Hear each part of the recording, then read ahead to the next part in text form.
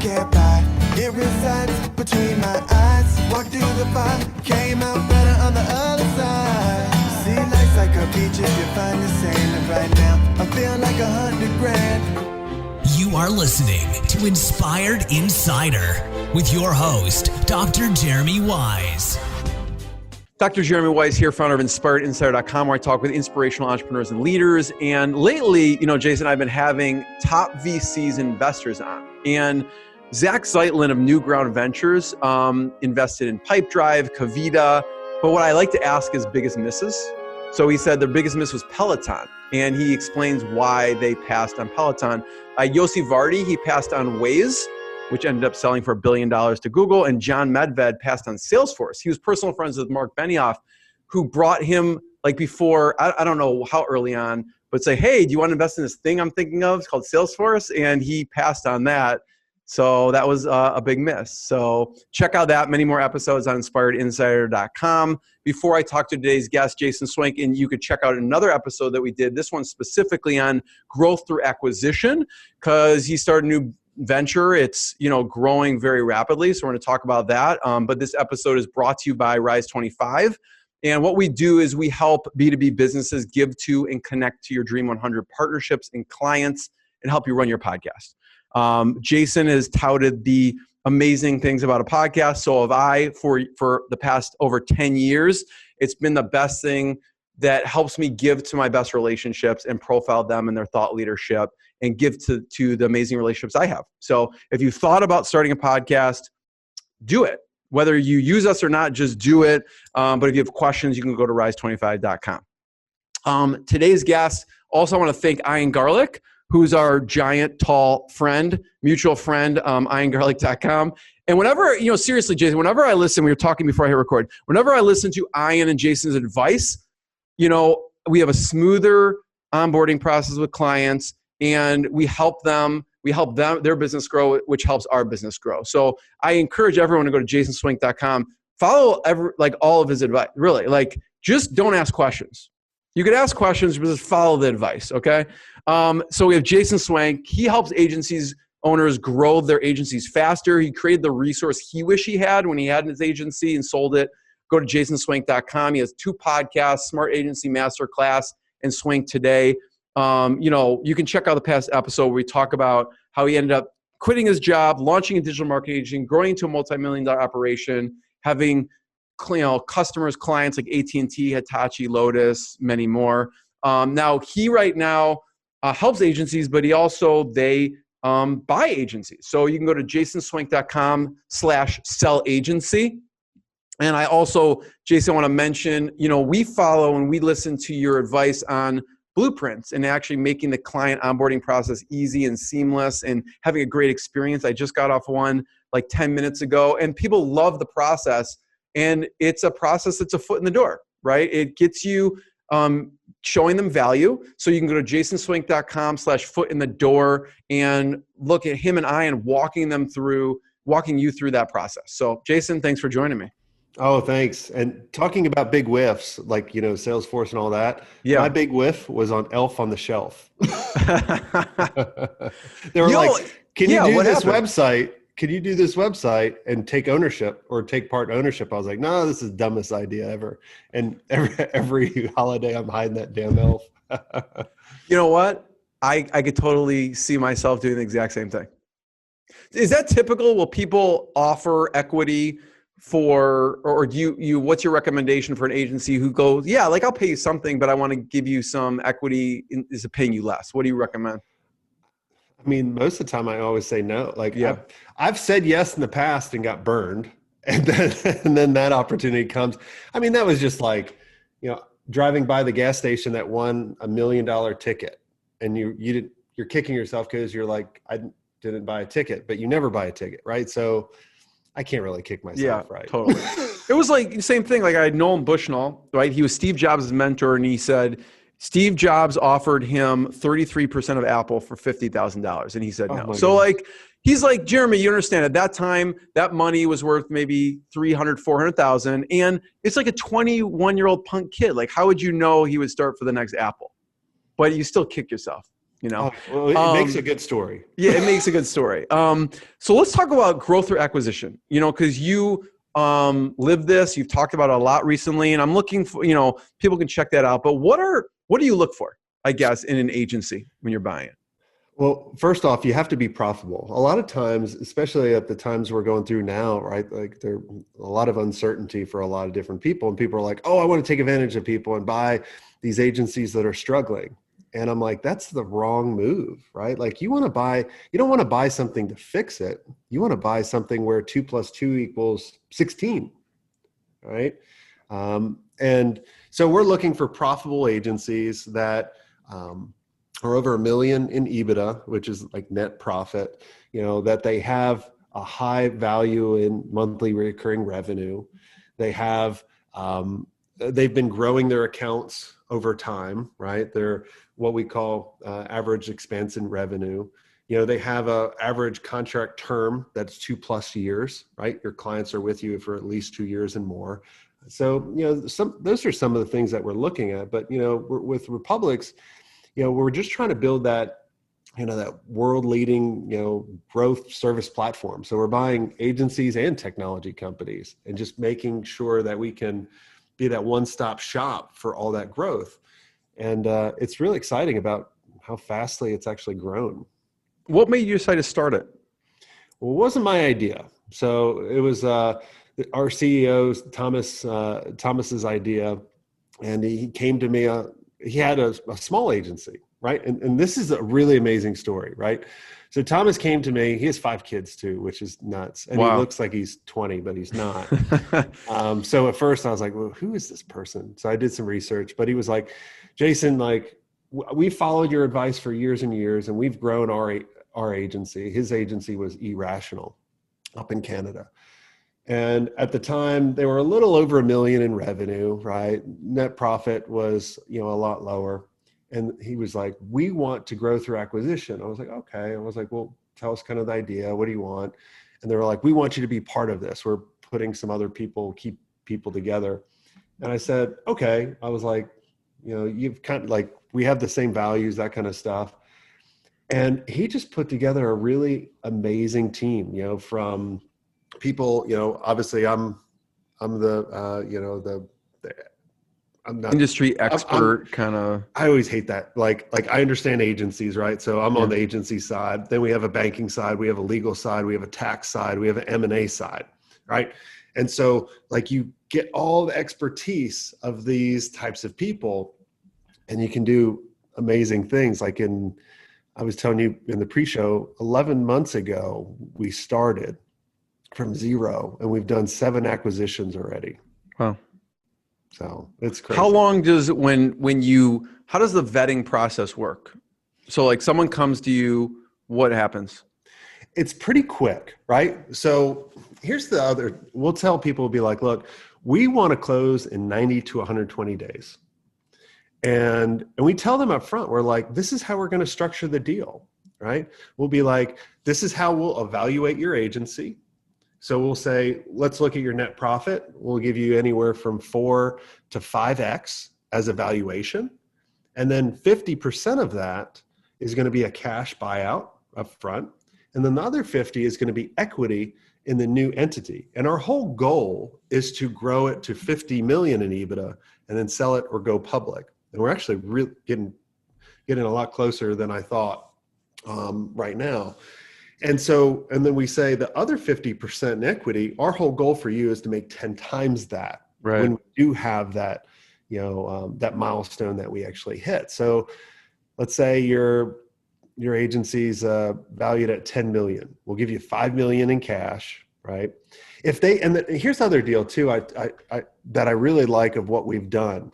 If they go, well, Jason, I want to hold on to the agency for a little bit longer because I think next year we can double. And we'll be like, cool, no problem. We'll give you we'll give you that valuation, but that other valuation will be in an earnout. And we don't put a time to it. That's the kicker, right? A lot of times when people put a time to an earnout, you can get like, and I've been screwed on this one when I sold my agency, right? And so we're like, hey, whenever you double, then we'll give you that valuation and then you'll get the the extra cash and all of that. And so it takes risk off the table for them. Actually, yeah. And it takes chips off the table, right? So think about, people have built this business over the years, and there's a lot of uncertainty coming up, but they've been doing well. They've been trending up, but they're like, I'd like to cash in some. Like, perfect, right? Yeah. So, and then they have this huge opportunity for even a monstrous, because going back to that $10 million valuation, if we could turn that other $5 million in equity into $50 million, right? Like, or even half that. So yeah, we'll talk about that, because it becomes very attractive the larger you get, and so I want to talk about the initial people, because you sort of have to sell them the vision, and now you don't, because you have the the proof and the street cred. But I want to talk about the earnout for a second, because it's interesting, Jason. Like, you go out and you kind of create things that you wish you had, right? You create the agency, the playbook and the mastermind and everything. And this is kind of the acquirer you wish you had. And so I want you to talk about, because the earnout piece, what you typically instruct people in a typical, I guess, acquisition fashion, what you instruct them to do about the earnout. And now what you guys are doing is different. So what's your typical advice, and what happened to you with the earnout? I used to say, so my earnout was based on a set time, right? So I got a lot of cash up front, and then I had a lot tied up into an earnout, or in the event that they sold again. And so they picked a date to sell right when we got dipped outside of a window of a certain revenue goal that we couldn't control anymore, right? And when we were acquired, our brand went away, all of our control went away, everything was restructured. So it was really kind of messed up.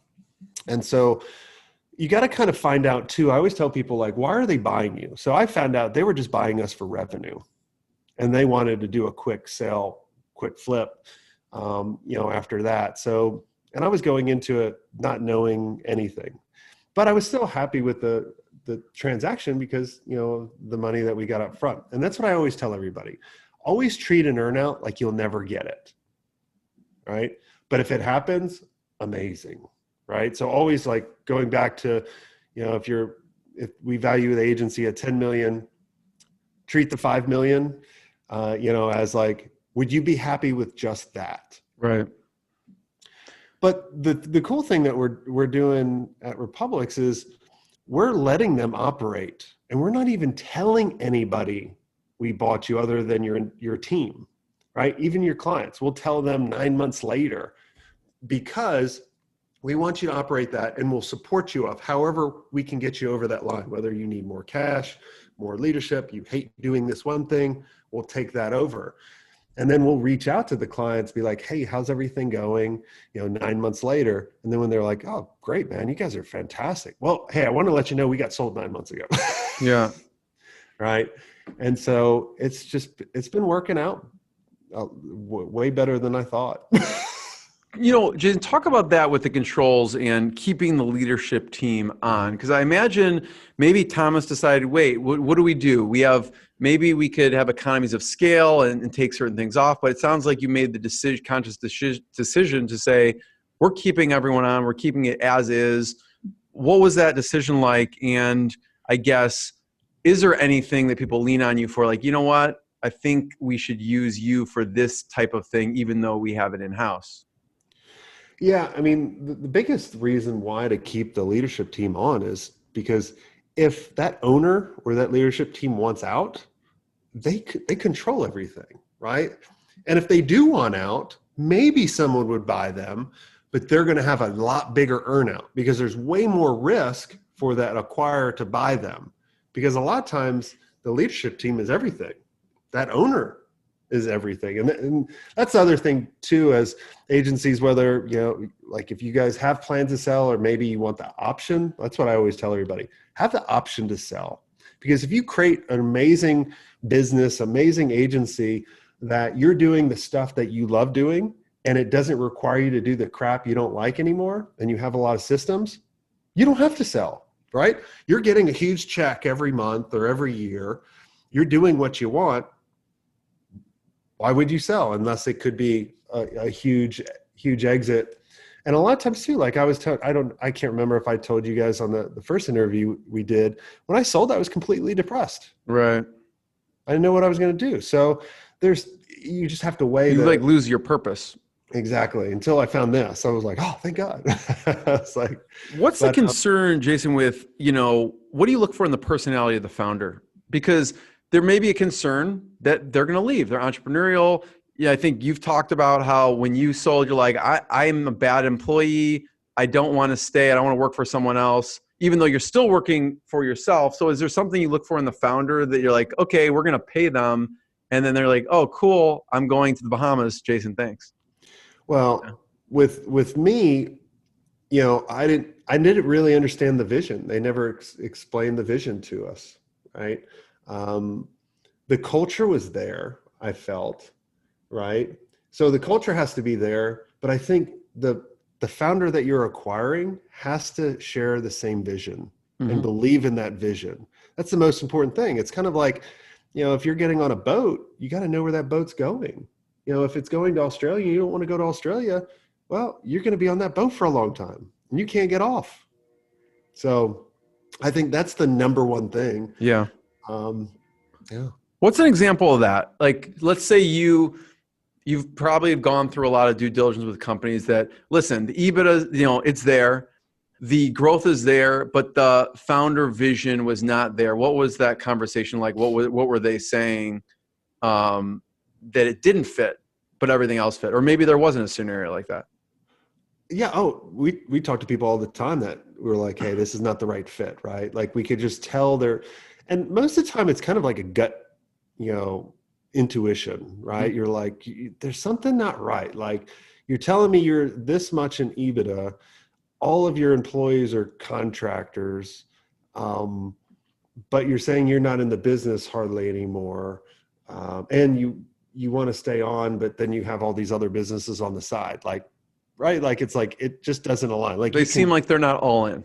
You can see the writing on the wall. Like they just want to get as much from you and then be like, peace out. Right. Yeah. So you kind of see maybe a pattern of they have other things going on. Maybe, they're not all in on what they're doing. Maybe you see a sense of their passion for what they're doing. What about so early on when you were getting those first few companies, like, listen, you get 50% equity in this larger thing. We sell it, you're going to make 10 times. Now it seems almost obvious, right? It's like, okay, we're growing at a clip of X amount. Get on board before we can't take you anymore, right? But at the time, what was it like selling those first few companies on that vision of we're going to be a coin? Because I guess Thomas had to sell you on this, and then you have to, each company you talk to in the early stages, it's not like, oh, this is obvious. You guys are growing at whatever amount. It was easier for me because I could kind of look at it, be like, what's the worst that could happen, right? Like I'm not selling my company, right? But I also had to have I believed in what he was doing, but then I was also had in the back of my head, like this is a 60-40 shot. 60% it's going to blow up, 40% it'll work. So I was willing to take that risk with the amount of time that I needed to put into it, right? For the first couple of agencies we bought, I think they were a little crazy, honestly. All right. Like it was a gamble. Like they literally went to Vegas and was like, put it all on red.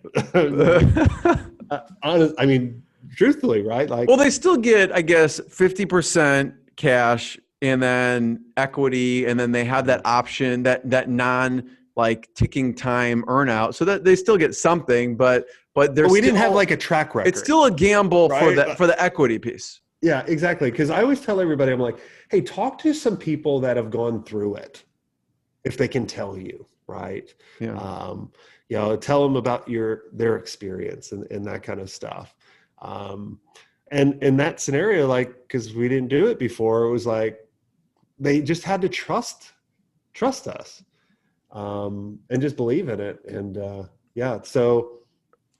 it was. It's interesting. It was a gamble. What have you learned in the process? Obviously running your agency from the first day you started it, when you talk about, well, I didn't even know what a proposal was, to the end of it when you're an expert. What have you learned so far in this process of acquiring companies that you're like, wow, like in the beginning, I didn't know X, Y, Z, but now this is super valuable for acquisitions?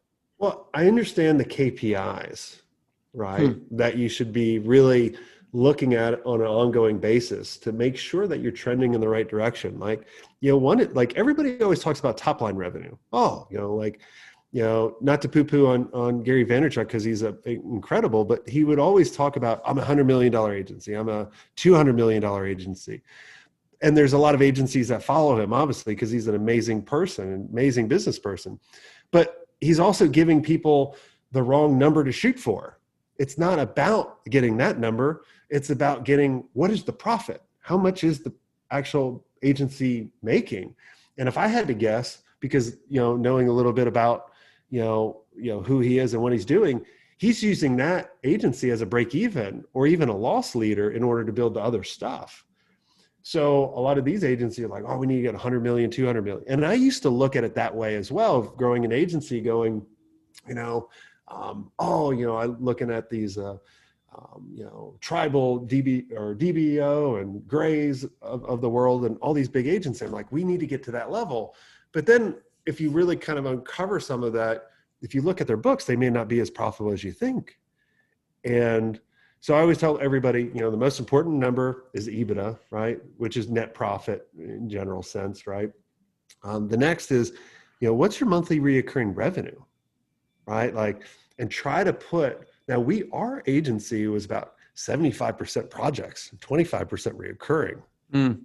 We just had a really good system for generating leads and sales and building the pipeline, but it is stressful, right? Especially when you have a lot of people. So reoccurring revenue was another KPI I wanted to see, growing. Also kind of what I briefly talked about, like ACT, the average contract term that you have, what's your churn rate or your retention rate, right? And keeping those under, and then what's your average expansion revenue? Like the accounts that I'm getting today. So if I'm bringing on an account at 100K a month, well, what's the average I can grow that to? Can I double that? And then the last part is like net promoter score. What's your net promoter score? Like, are people promoting you? Or are they like, oh yeah, the average? Or are they talking shit about you? For net promoter score, so how do you recommend? Because I imagine there's some of each of these that most people don't track at all, and they're not doing at all. They're probably just looking at the bank account for the most part. That's what we did for a number of years, right? They're like, oh, that's how I'm going to do my budget. I'm going to look at this bank account. Are there certain software or tools you recommend for, let's just take net promoter score, for example? Is there anything you recommend for that? And I'm curious, like churn rate or anything like, what would be for that? But what do you recommend implementing? Yeah, the net promoter score, I mean, any email marketing or any email automation tool could actually do this. And so what we'll do is every quarter we'll send out a brief survey. It says on a 1 to 10, how are we doing? 10 being the best, 1 we suck. And then, and it's just one answer, right? It's like 10 or 8. And so if you're a 10 through 8, you're a promoter. If you're a 7 or 10 through 9, you're a promoter. 8 to 7, it's okay. 6 below, you're talking shit about them. And then you trigger different automation, and then we just take the average. Now, we were talking about in the mastermind, I can't remember the tool that a lot of people are using that actually tracks that, but I bet if you typed in net promoter score report or tracker, I'm sure it would. I know some people even put it in their email signature.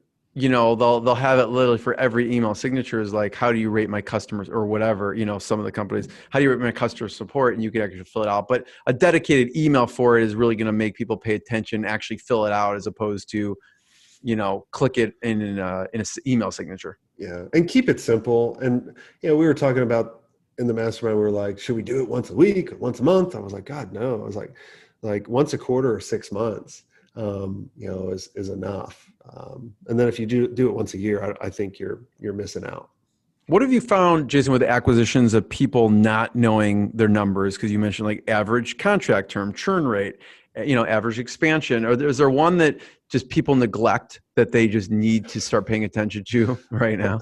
Well, the bigger they get, obviously, the more people that they have helping, so they can figure out those numbers, right? But it is surprising with some people, they don't know. They just know their top line revenue. And I'm like, well, what's your MMR? And they're like, what? What's your EBITDA? All right. And it kind of throws them off. And it's surprising too, of some of the bigger people that we chat with. But, when we come across like an agency that knows these numbers, like we get more excited. Yeah. Right. Because we know it's going to be a good acquisition. The same thing, like when we started going through our acquisition, whenever they asked us something, we got it, like right then. We knew it. Like we knew our numbers. It's kind of like you watch the train wrecks on Shark Tank, right? Yeah. People that come in, they don't know their numbers. They don't know how much it takes to acquire a customer. They don't they have no plan. They're just like, I have this cool idea. I'm going to put this elf on this shelf. And then everybody poo-poos it. And then this guy, Jason Swenk, passed on us. We're going to make him pay. Such a bad idea. What should someone be shooting for as an agency for net profit? What's a good percentage? I feel if you want to sell your agency and get a good multiple, you have to be over $1 million in EBITDA. Mm-hmm. If you're under that, your valuation goes down dramatically. It could go down to 2 to 3x, sometimes 1. Okay. So if you're at 2 million in EBITDA, we'll value your agency at maybe 300. Right. But if you can get to 1 million, we'll value it at 4 to 5.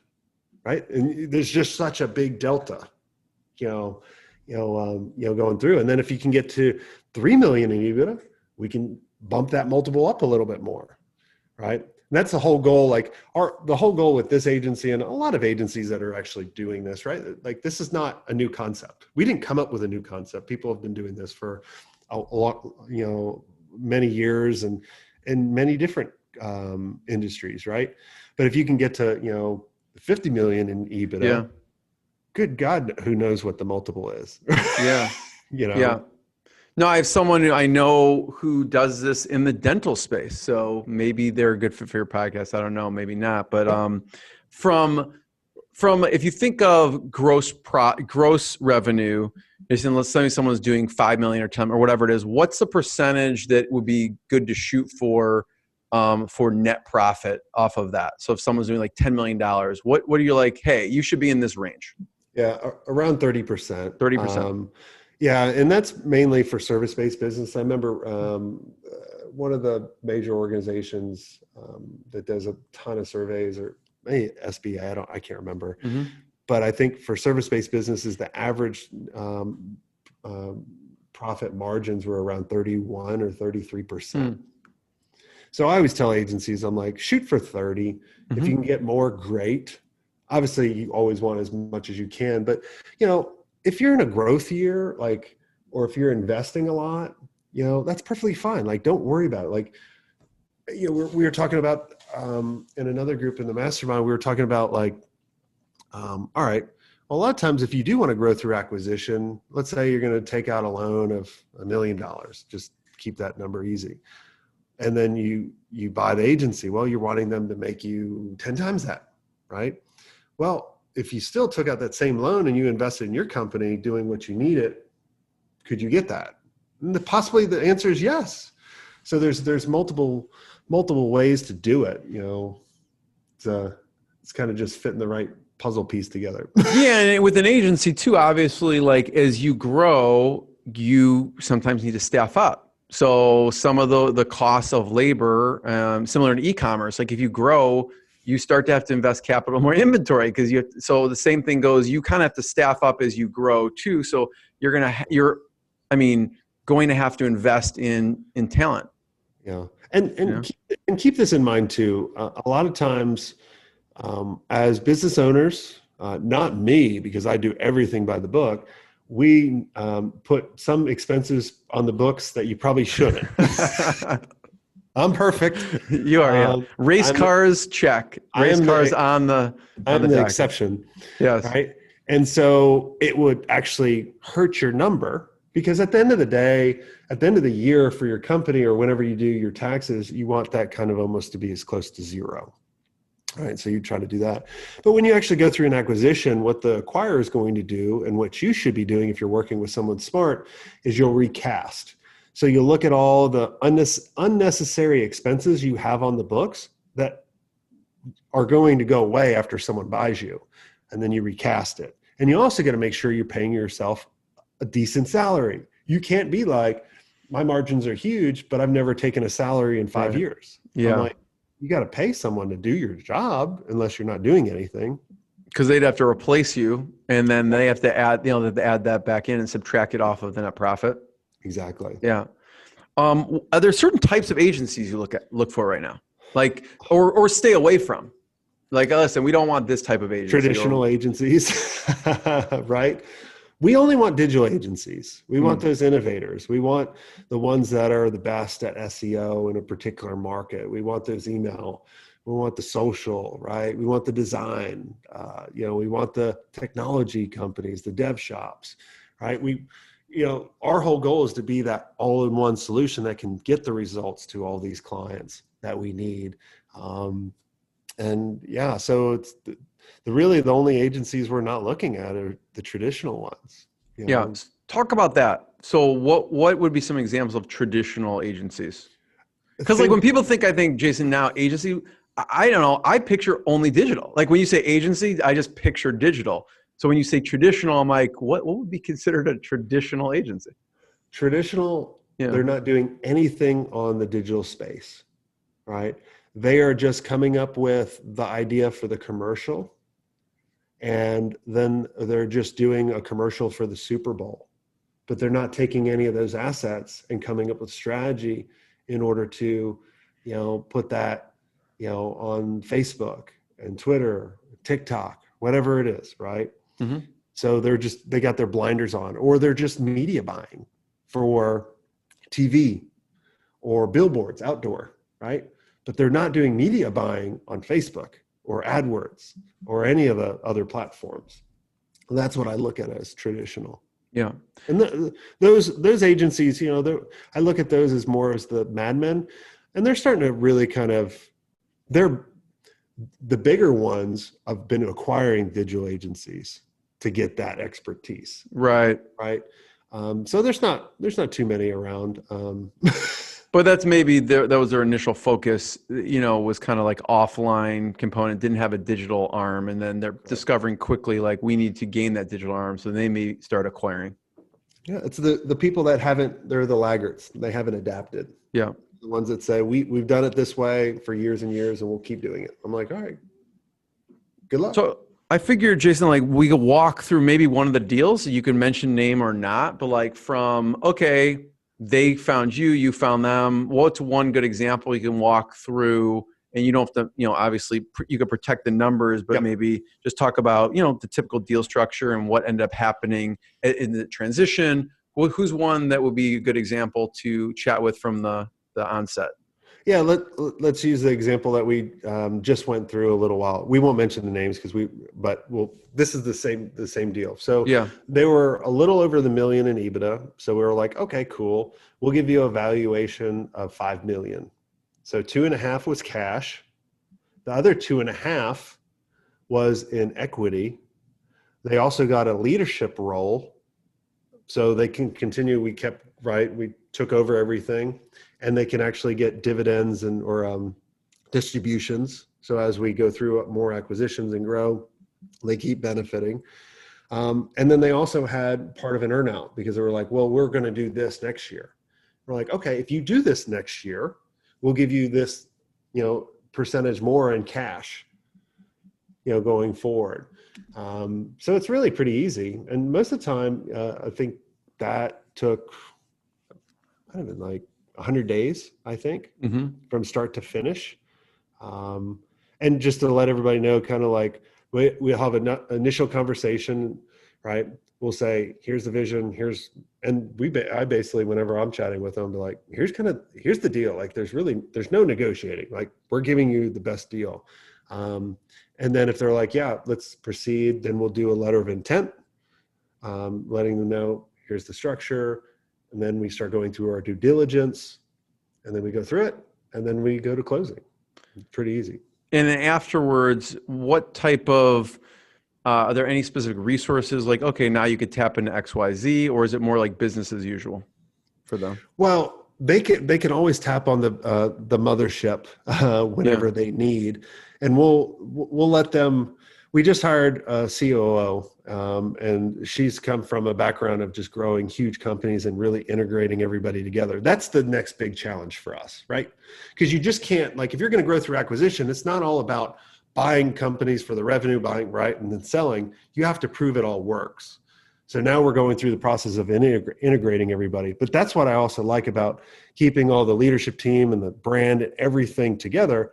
It gives us a lot better runway to figure it all out. Yeah. Have you found those people tapping into, or what questions are they asking, or expertise are they tapping into now that it's kind of, they're part of a larger organization? You'll have to ask Thomas. He's more in the day-to-day. Got it. So I'm not, and I don't want to be into that part. So I can't comment on that. Do you find, what opportunities do you see actually? Because you're a good person, like, well, I see you guys do SEO. You could start offering these services, which is part of the mothership. How is the, I guess, cross-selling going to increase everyone else's companies? Oh, big time, right? Yeah. Like, it's like, we'll give them the tools or the identifiers, being like, look, now we have SEO, or now we have pay-per-click, or now we have UX, right? Like, we have all these expertise. Here are the leading indicators that could prompt us, and then we'll bring those up in ongoing meetings. Be like, oh, ABC had, was talking about, their conversions suck. Oh, well, cool. We just bought this, optimization, agency and all this kind of stuff. So let's talk about that. Yeah. Yeah. I could totally see, because they're going to benefit in the long run when the whole everything gets purchased. So them recommending, not just for obviously helping the client, but it's also going to benefit their equity stake, I guess you could say. Yeah. And it's our whole motto is we're better together. Yeah. Right. Are there any, Jason, services right now, maybe you don't look at it like that, but like, hey, we need this type of agency. We get this demand from like all the customers, like let's make example, like conversion optimization. Like, is there a service that people are asking for? They're like, we need to look in and find an agency that does this, because that will not only be good for the portfolio, but it also will grow because we have all these referrals coming in. Is there anything particular? Analytics, analytics is always huge, right? And, so, I mean, but at the like, and also even in technology too, right? Like, even back at, our agency, when we were creating content management systems and e-commerce systems and all that kind of stuff, it was like, how can we deliver a better solution, right? It's more about figuring out what's the right solution, for people, rather than a particular service. Because now with like 7 acquisitions and all of that, like, we pretty much have all of that covered. Now it's just kind of bolting on, how can we get better. And, with this, like, I know with the agency, you have certain recommendations. You're like, listen, I recommend, and for years, like, I recommend project manager. You need to, if you don't have one, you need to get a project manager. For this business, it seems like you have the banking, the legal, the tax, the COO. What do you think the next kind of build out of the team member is needed? We're about to bring in a CFO as well, right? You got to have that incredible numbers person that can make it all work. And I think that's the last piece of that puzzle. And then we'll figure it out from there, right? Like, that's the thing about growing a business. It's like playing a Monopoly game. Like, you don't ever know where you're going to land, and you can try to figure it out, but it's more about, here's where we're going to try to take it, and then just adjust as we're going, rather than have something in cement and then you're kind of, it's a little harder to, turn the Titanic. Yeah. And Jason, from the agency owner standpoint of sequential hires, what's a typical, I guess, what's your recommendation? Let's say it's like a couple person agency. what are the hires that people should be looking at in the horizon for as they grow? Well, you got to kind of do a self-valuation first on yourself, right? Like, what are you really good at? And what do you suck at? And you should hire based on what you suck at. Yeah. Right. So if you're amazing at sales, great. Hire an operations person or someone to help you with that. I'm not talking about hiring a COO, in the very beginning. Hire like an ops manager, right? They can help out with the systems and the process. Versus if you're really good at operations and tasks and all that, hire a salesperson, right? Like hire for your weakness and then build the team around that. And the most important thing is you have to, figure out where are you trying to go, right? It goes back to, our whole goal. Like our whole goal of existence is give the clients an amazing, return on investment and sell, or you look at, RY at, the jasonswenk.com is create a resource I wish I had, right? Like that's the Northstar. So if you can figure out your Northstar and then you figure out your core values, like what do you believe in? Then you can start surrounding yourself with amazing people that can do stuff that you can't. And that's when you start having scale. Yeah. Jason, first of all, thank you. Thanks for always sharing your knowledge. I say, check out his podcast and go to jasonswenk.com. You could check out his podcast, everything he has going on. If you're interested in selling your agency or know someone with an agency who wants to sell, you can go to jasonswenk.com/sell agency, or you can go to jasonswenk.com/foot in the door if you're interested. If you are an agency who are interested in, how they map out the blueprint and everything else. Jason, thanks for all you do for everyone and putting out the amazing content. Really appreciate it. Oh man, thanks so much for having me on. What I got, you can't buy. It resides between my eyes. Walked through the fire, came out better on the other side. See, life's like a beach if you find the sand. And right now, I'm feeling like $100 grand.